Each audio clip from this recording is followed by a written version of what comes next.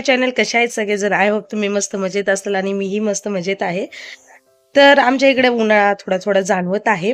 तर मी म्हणलं चला मग उन्हाळा चालू झालेला आहे.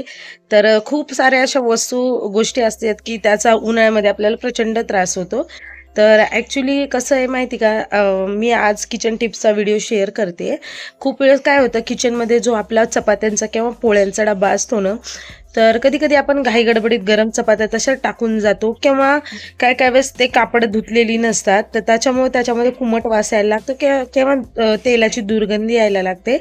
तर ते जे नॅपकिन असतात त्या धुवायच्या कशा, की जेणेकरून त्याच्यामध्ये नंतरनं साबण जी असते कपड्याची त्याचाही वास नाही येणार आणि त्यानंतरनं जरी आपण धुतले आणि 2-3 दिवस जरी आपण नाही चेंज केल्या तरी तर त्या डब्यातून पोळीच्या वास नाही येणार किंवा दुर्गंध नाही येणार. तर त्यासाठी कोणती ट्रिक आणि टिप वापरायचा हा डिटेल व्हिडिओ मी तुमच्यावर शेअर करणार आहे.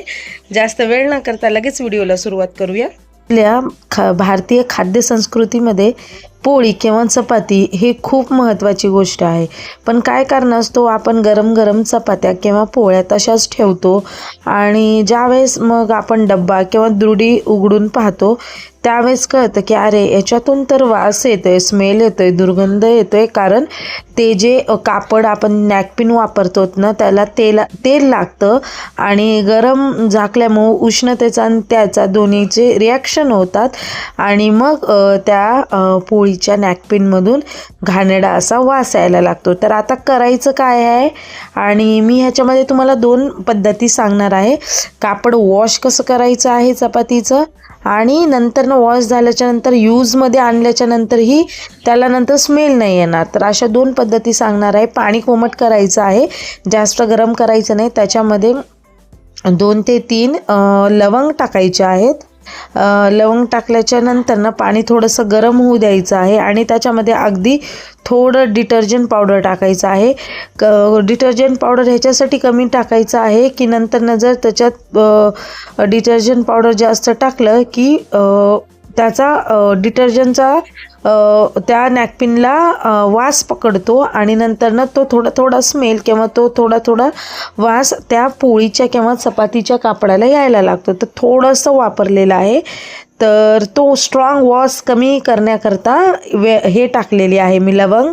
त्याचबरोबर खायचा सोडा टाकलेला आहे चिकटपणा निघण्याकरता आणि त्याचबरोबर लिंबू सत्व टाकलेले आहेत, कारण सगळा चिकटपणा निघून जातो. आणि गॅस बंद करायचा. अगदी खळखळतं उकळतं पाणी घ्यायचं नाही, कापड नाही तर कुजायला लागतं, म्हणजे जास्त दिवस नॅपकिन टिकत नाही. अगदी कोमट पाणी हाताला सोसल असं घ्यायचं, खळखळ उकळणार वगैरे अजिबात घ्यायचं नाही. 5 ते 10 मिनटं असंच मी ह्याच्यामध्ये हे दोन्ही नॅपकिन भिजत ठेवलेले आहेत. आणि आता हे नॅपकिन मी घेऊन जाणार आहे बाहेर वॉश करण्याकरता. एवढंही थंड घेतलेलं नाही आहे, म्हणजे जेणेकरून चिकटपणा त्याचा निघून जावा असं घेतलेलं आहे. आणि आता हे पातेले घेऊन मी बाहेर जाते आणि छानपैकी आता ह्याला वॉश करते. वॉश करायला सुद्धा आपल्याला अगदी थोडाच वेळ लागणार आहे, कारण त्याच्यामध्ये लिंबू सत्व असल्यामुळं त्याच्यावरचा जो चिकटपणा आहे आणि सोडा असल्यामुळं त्याच्यावरची जी तेलाची चिपचिपनेस असतो ना तो सगळा ह्याच्यामध्ये निघून जातो. आणि तुम्ही पातेल्यामध्ये पाहू शकता की सगळा असा जो चिकटपणा आहे सगळा तो त्याच्यात जमा झालेला आहे पातेल्यामध्ये. शक्य करून तर 2 ते 3 दिवसाला हे जे कापड असतं ना ते चेंज करायचं, नॅपकिन चेंज करायची, पण तरीही वास येतो. तर त्याच्यावरती हा एक बेस्ट पर्याय आहे.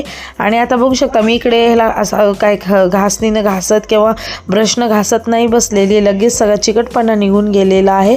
शक्य करून तर कॉटनच्याच नॅपकिन इकडे यूज करायच्या.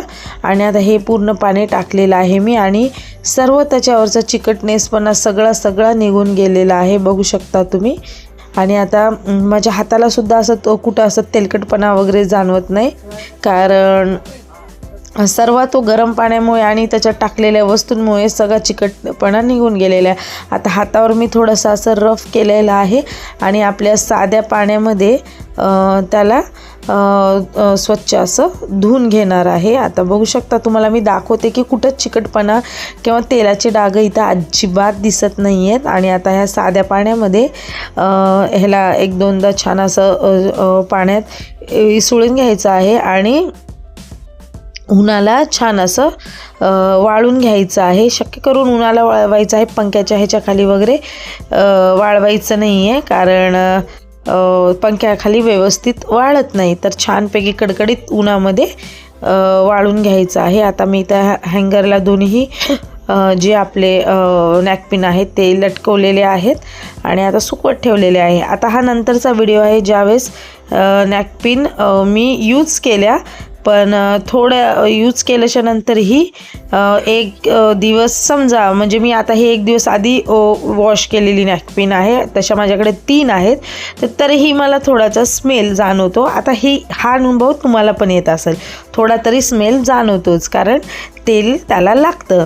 तर मग आता अशा वेळेस एक आयडिया करायची आहे.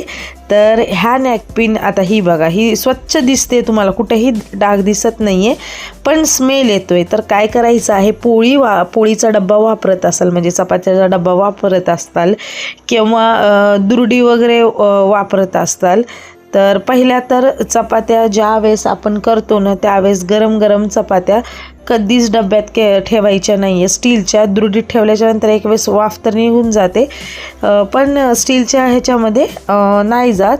तर अशा ज्या प्लास्टिकच्या जाळ्या मिळतात मार्केटमध्ये किंवा स्टीलच्या हे मिळतात, ह्याच्यातून काय होतं, वाफ बाहेर जाण्यास मदत होते, कारण ह्याला सगळीकडनं छिद्र असतात. आता करायचं काय आहे, आता ह्या स्टीलच्या डब्यामध्ये घालायचे आहे आपला जे तमालपत्र म्हणता येईल ते घालायचे आहेत, 1 पान, आणि त्यानंतर ना वेलची किंवा तुमच्याकडे गरम मसाल्याचा कुठलाही असा खडा मसाला असेल, इलायची, तमालपत्र किंवा तेजपत्ता घातलेला आहे मी, तेजपत्ता, असं कुठलाही 1 किंवा 2च असं डब्याच्या बुडाला ठेवायचं आहे. आता बघू शकता मी इथं तेजपत्ता आणि हे लवंग घेतलेले आहेत, 2 लवंग घेतलेले आहेत.